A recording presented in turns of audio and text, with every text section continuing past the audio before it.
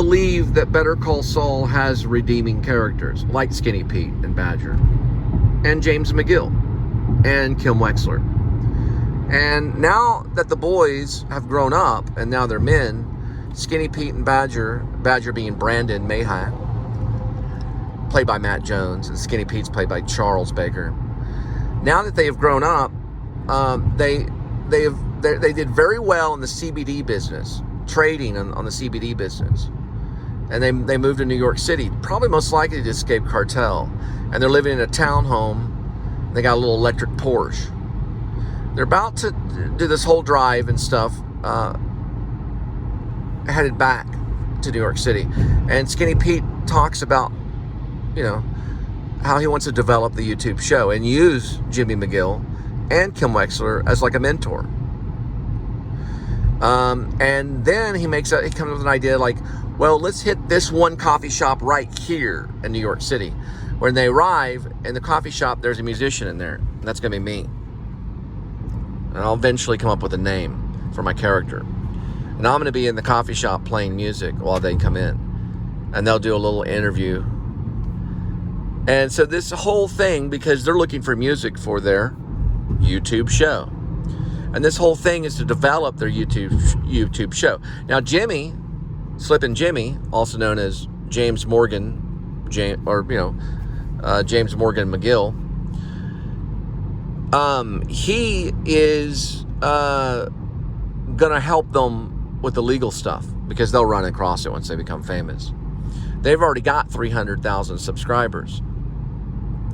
So James McGill is going to be there as legal support, and Kim Wexler will be the backup, and they also can mentor them on their business. Like, there'll be a phone call where Skinny Pete will call Jimmy and say, hey, listen, can we do this? And Jimmy will talk to him about copyright and say, well, let's talk about copyright and blah, blah, blah. There'll be some of that kind of stuff. And I'm going to be working on developing that. And they're going to be working out of a townhome. New York City will be a big character in the movie because they have to hide. They all have to hide from the cartel. So they're still under the radar because they could be killed because of their past. They've redeemed, they're no longer dealing in meth, none of them. They escaped it. Now they have to recover. Now, since Skinny Pete has charges against him and Badger has drug charges against him, they can no longer really be completely legit. But they can have a show. And they've been silently trading CBD and probably got money on the market through the black web. And they've, been able to store money through Bitcoin and trade things like on Wall Street and stuff like that. So they've been able to hide money and move it around. They have money. They're just not completely legit. They can't go and work for Cinnabon or something like that. James McGill probably could because he's going to be continuing to hide. Kim Wexler is going to help with that. And that's why they're on a mountain in New Mexico. So James McGill will probably be shipped off to a cabin living out in the middle of the woods in New Mexico. And only Kim Wexler will know his whereabouts. Not even, well, we'll have to discuss if Skinny Pete and Badger know where they are. They usually will meet at 10-3, which is on the mountain up that tramway. That's usually their meeting place. So no one knows where Jimmy is after he's released from prison. And no one knows exactly about the pills and how Jimmy got out. That's never completely explained. Not completely, but he is released from prison. Now, he does make it to a cabin, and he lives in secret there. And he's kind of a godfather-like character, okay? So he looks over the people that he ran across before. And I'll have to go back, look at Breaking Bad. I'll have to study Better Call Saul, and Better Call Saul's my favorite. I like Better Call Saul better than Breaking Bad. Listen, let me tell you something. I would take on this project with a big smile on my face every day. I love Better Call Saul. I love every character in it, even Squeaky, Michael, I think that's his name, all of them. And I think there's a big smile on my face. Now, we can even go back and do flashbacks. We can do a lot. There's all kinds of stuff that you can do with Skinny Pete and Friends. A sequel to Better Call Saul. Now, I've got to pick up something right here. There's the Rosa. I forgot all about this Roses. I was like, where is this Roses? We're in Lake Worth. This is where one of the biggest sex trafficking bust has happened in the last few weeks. It made national news. We're in Lake Worth right here. I don't know much about it. I just know that there was an article. I got to read a little bit of it, and then I had to move on. My life is very busy. If I ever get to sit down and read a whole article, I was trying to read The Turn of the Screw by Henry James, which I think is a beautiful book. Been trying to read it just to kind of listen to someone else's voice. And I got some words from it. You know, you get words from reading other people's work. Okay, Rosa Cafe. It's a tortilla factory, which we'll be looking at their style of tortilla factory making. And we'll be dropping off the food for friends. My character, because I'm an actor, is going to be a musician. Guy with a guitar. Not really completely like Elliott Smith. A combination between Elliott Smith and Daniel Johnston. You know, an eccentric. You know, a guy with a guitar that they talk to every once in a while, you know, at this coffee bar, because he's kind of tripped out, you know. That's my character. You know, it's kind of a guy in passing, because I'm the writer. Kind of like how Hamlet chose to be the ghost, you know. Well, Hamlet wasn't really a ghost.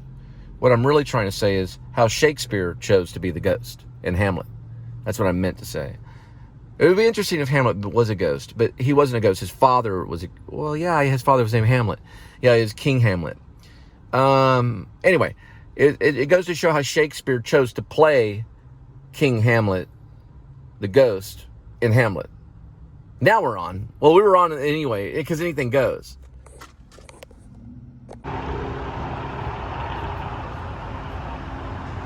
Okay, one thing I have to say about Rosa's, be careful on ordering. They like to add refried beans, things like that. They'll get you caught, and so then you have to get into life support. Make sure you check over everything, double check it before you make the payment on Rosa's. All right, we're going in.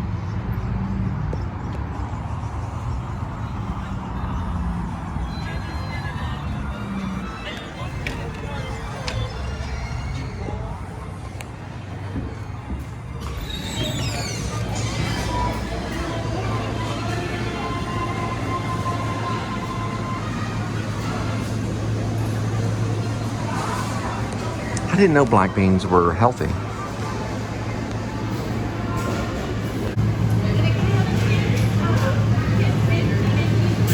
Okay, don't move it yet. Okay.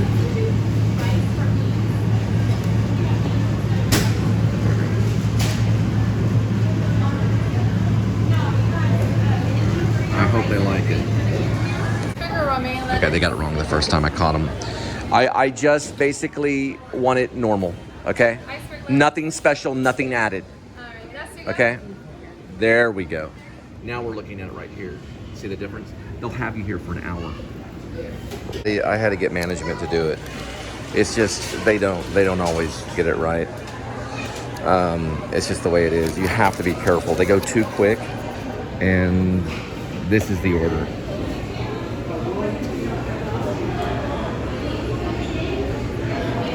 They said regular on the chips and salsa, but she had an issue with it, and so I'm figuring this will probably be better to go with the small, because I think what they meant was just chips and salsa. So I'm guessing here, and we're going to see if it goes through. Most of the time, they have me here for about an hour, which is not good.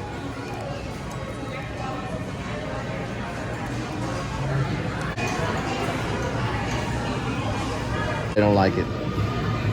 So we're gonna have to get the glasses and talk to life support. This is what they ordered, so we're gonna have to go through life support. Not life support, but live, like the support line, the online stuff. It's an online support line. It's not, I'm not talking about life support, I'm talking about live. I know it sounds like life support, but it's an online customer service line. Probably going with the Diet Coke.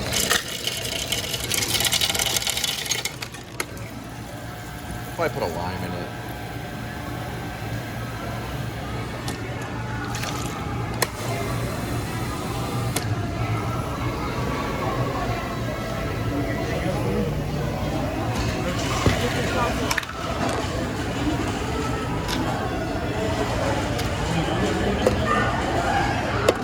I got in touch with life support.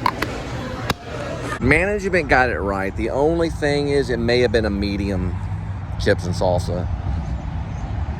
They're gonna want adjustments. on the price. So it depends on who's at live support, because I sent them the receipt. They're going to want adjustments on each price of each thing because of inflation. And it'll just go, you know, okay, we change this one, we change that one, and it's over and over again.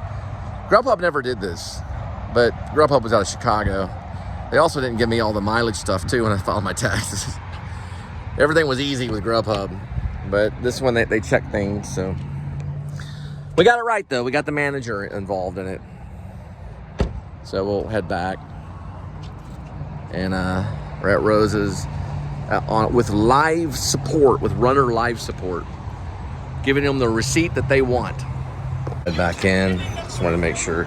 Yeah, live support just got a hold of me, so we'll talk to. That's probably the thing that's going to be under here for a while. And there's the T. So.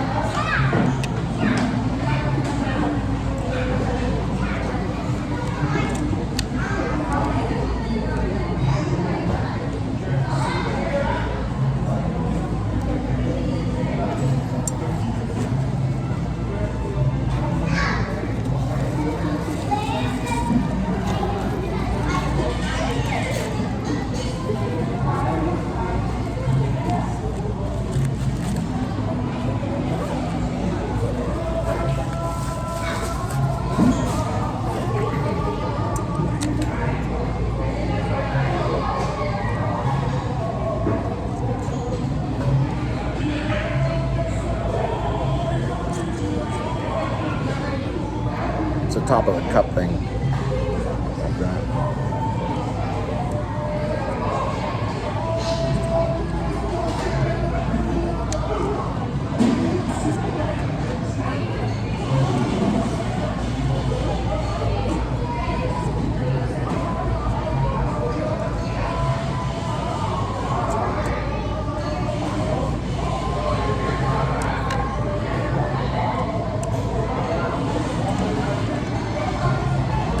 Very good. Now we wait. All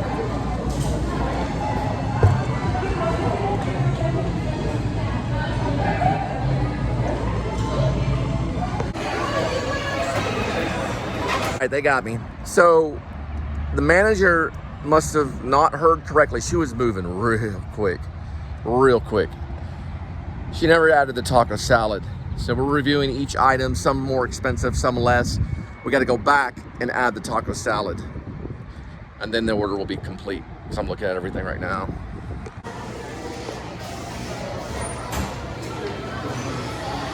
Look how crowded they got. They got bombarded. Right, so we got the taco salad added. So that's what they wanted. Oh, so sorry. We got the taco salad added, so that's what we wanted. So that's what they ordered, so we have to wait for the taco salad. All right, so I'm gonna get back to live support to show all copies of both receipts. They are allowing to proceed, so we are gonna get out here before an hour. This can happen with them because they move like this. I mean, very, very quick. So I just didn't get a chance to give the taco salad. I don't know why it got missed. So we're gonna take a picture of both of them side by side.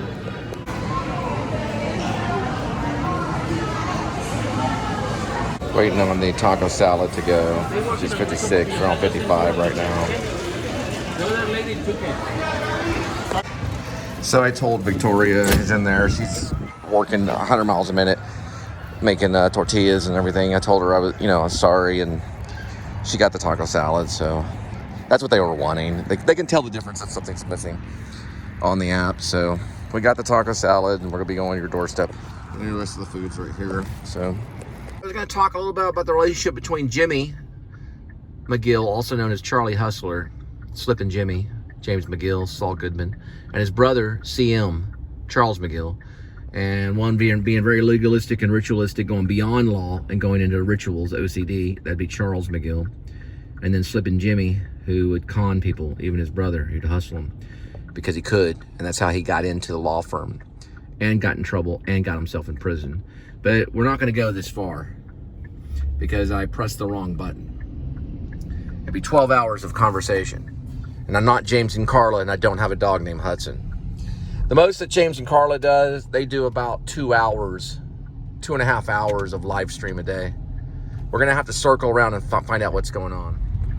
All right. Not good. This is usually where one of the state troopers hang out. I'm glad he wasn't there today. I didn't even get to see where I was going. But I'm turning around here. One of them usually, they get speed traps right here. It's a known speed trap. But look, that's where it's showing me to go the wrong way. I'm trying to show you what it did. It did a figure 8 thing, and I don't know what it was doing. It's hard to explain. It was taking me a figure 8 to get me back on the right track. There's no left turn here. Okay.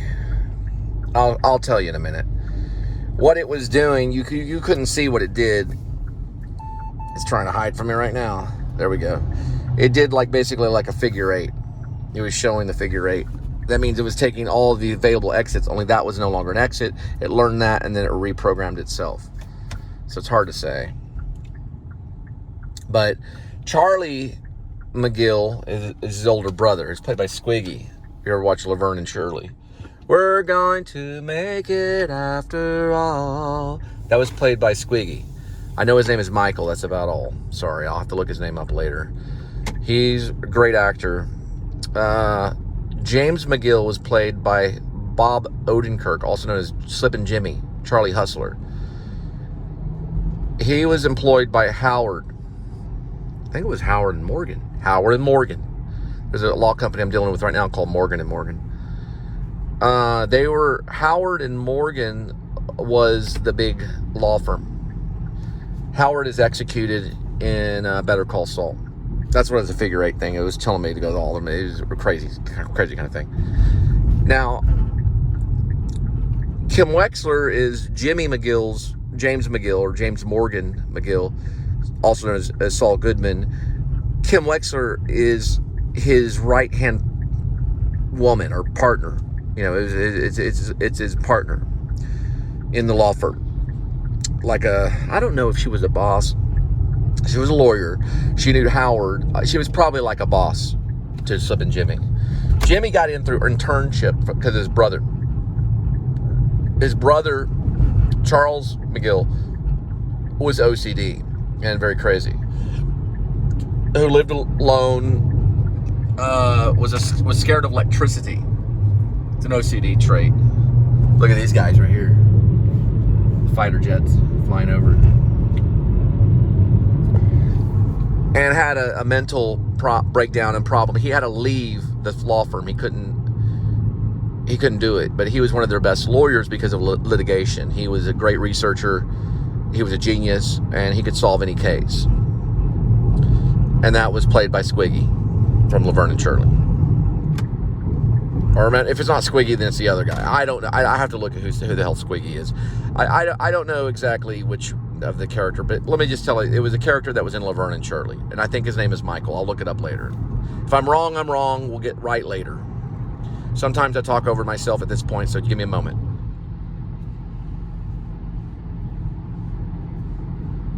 If I'm editing now, I'd be talking over myself. Okay. This is difficult. Now, these characters are important because it's going to reflect some of the things that James McGill will be thinking of. as he progresses into the story of the sequel, Better Call Saul, because he has a handkerchief that has CM on it. Why does it have CM? Because it was Charles McGill's handkerchief, and most likely maybe Charles McGill's suit, which Jimmy probably had a few of, maybe. He definitely had the handkerchief, which is an embroidered handkerchief. Whoa, baby, whoa. Look at that right there. We got it perfect.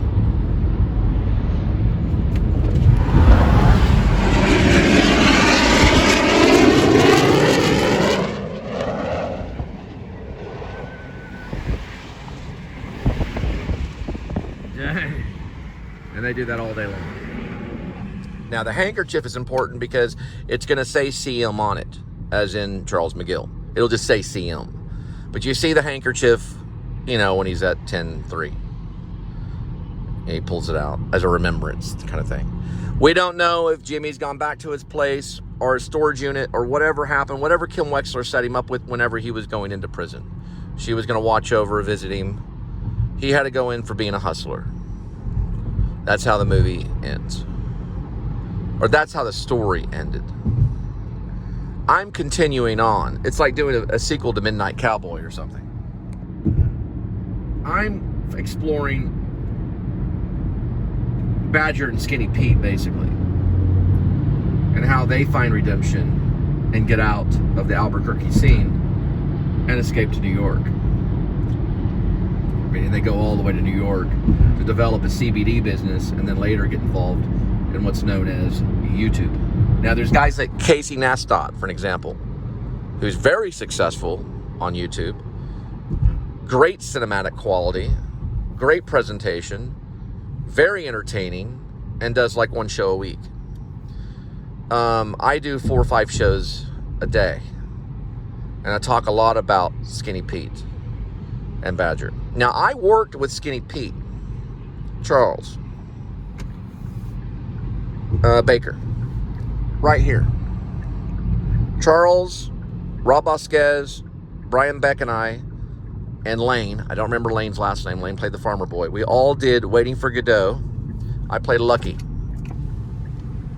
Right on the other side of that church, which is Grace Church on Las Vegas Trail, at Hip Pocket Theater, known as Oak Acres, before they moved to Silver Lake, and before Charlie Baker, or Charles Baker, went to Hollywood and became let's just face it, he's a movie star. Another one that I happen to know. Well, I don't know Bradley Cooper. I never worked with him, but he was my peer. Bradley Cooper was a peer of mine at the New School University, Actor Studio Drama School. And the reason why I'm probably going to be going to Hollywood. Please pray for me. Bradley, I mean no harm. Mark Wahlberg, I know I said some crap. No harm at all. I mean no harm. You guys are great. You guys are strong, fit, well-groomed men. Family men. Both fathers. I'm a father. If we have to do a sit-down, my thing is I apologize. I'm crazy. I'm sorry. Okay? But just because, I'm crazy doesn't mean that, I'm going, eventually going to be healed. Now, let me explain something, okay? Crazy is a definition that people like to go, check mark and good to go. It's not that easy. Crazy is not that easy. And I'm talking about crazy because I'm mentioning a great character, Charles McGill, played by the guy that was in Laverne and Shirley. Let's just put it that way. No, it wasn't Squiggy, was it? No, it was the other guy. Okay, so I mess up. But it was Squiggy's friend, or it was Squiggy. I can't think of their name on Laverne and Shirley. I'm going to look it up later, and then I'll go, oh, that was his name. Because what you guys do, what's different to me, is you go, no, it wasn't Squiggy and Laverne and Shirley, but it was Laverne and Shirley. Because you guys are right. Y'all are right, okay? You're right. All right? Don't panic. But who said being right is the only possible way? We're talking about names and characters and stuff that can be found out. Okay? We'll get to the bottom of it. But every mistake has a reasoning behind it. I don't always remove my mistakes. I try not to. If I talk over myself, but I try not to. I try not to I said, okay, that was a mistake, probably for a reason. Because it's not that important. You know, it's about as important as going to a comic store and going, that's Spider-Man and his real name is Parker. Well, you got half of it right. You know Spider-Man and you know his name is Parker. It's good enough. Because that's all I can remember on Spider-Man is just the name is Parker. And I probably got that wrong. But it's okay. It doesn't make you an actor. It doesn't not make you an actor. The Incredible Hulk had a name like Banner, okay? Batman was played by Adam West originally.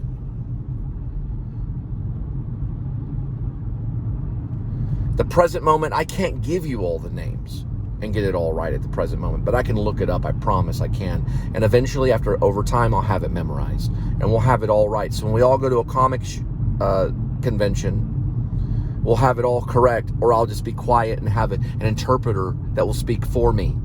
So y'all don't have to listen to my voice and get something wrong when y'all cringe when I mess up on a comic strip character name.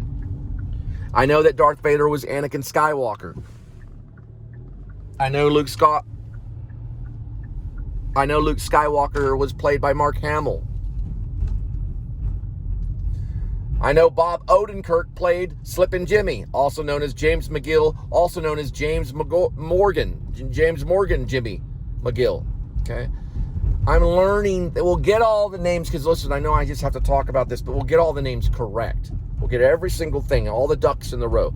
We'll get it all correct, and then we'll be like, okay, that's good. Okay, got it? And I got to drop off this Rosa's Cafe for right now. There's only so much I can do at the present moment, not being in the moment, but talking about another thing. Okay? We're going to give them the Mexican food. The answer is why there is a mistake. He played Lenny. His name's Michael McKean. Who is Lenny? You know who Lenny is. He started off in Dallas. He was kind of a comedian. He was kind of funny at times. Gotta check the tire pressure on this. They did about 4 PSI too high. He's kind of a weary guy. Dustin Hoffman played him in a movie called Lenny. It wasn't Squiggly, he was Lenny. Squiggy, he was Lenny. Michael McKean was Lenny. There's a guy named Lenny Bruce that was also named Lenny. Lenny was a kind of a name popular back then when Laverne and Shirley was going out, late 70s, maybe 80s, okay? There was a reason for that mistake, but it was played by Michael McKean. He played Lenny in Laverne and Shirley, and he played CM, Charles McGill, in a thing called Better Call Saul.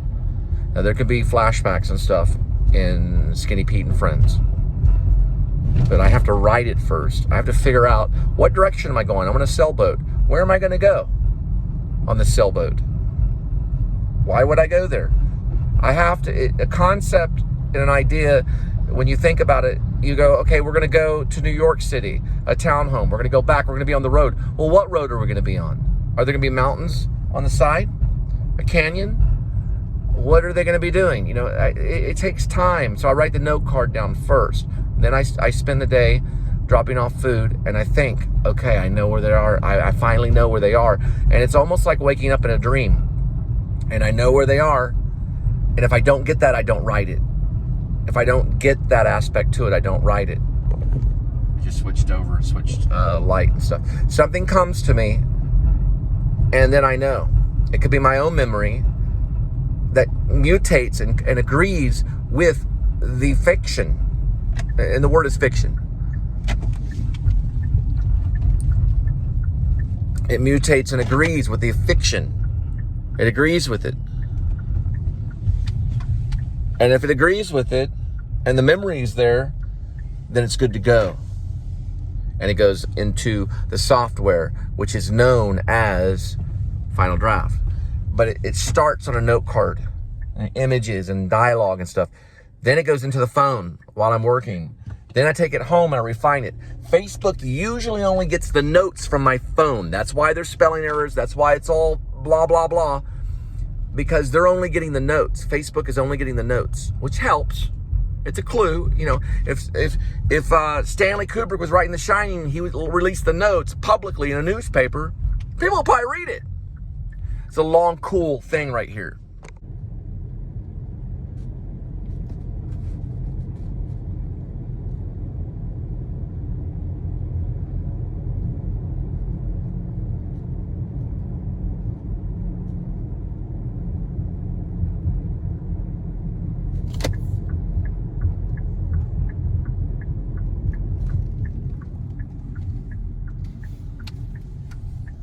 Look at that.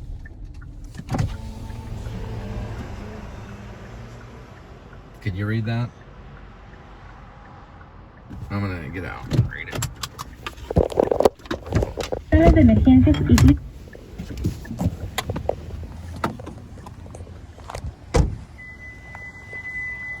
They've got ducks.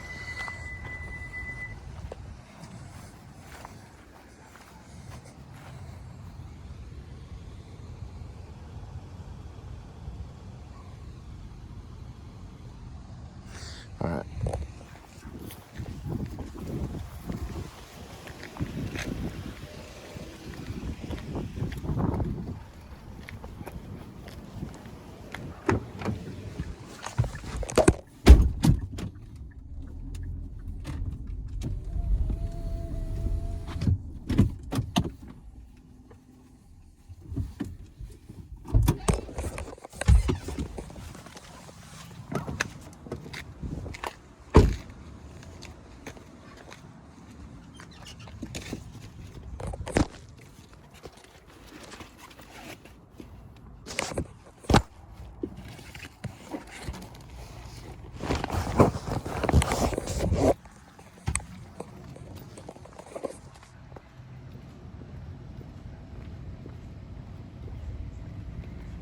Ducks are known to attack.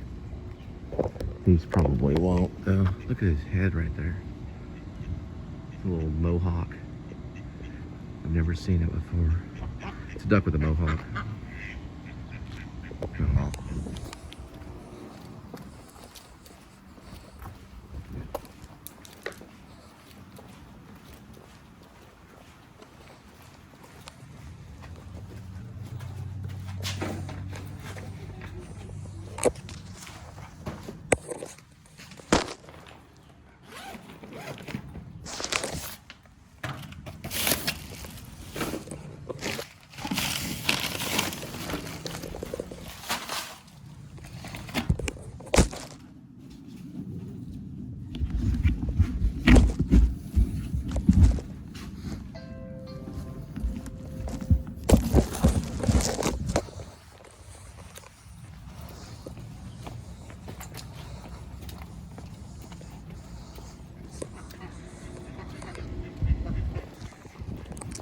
The chicks and ducks and geese gonna scurry when I take them out in the Surrey. When I take them out in the Surrey with the fringe on top.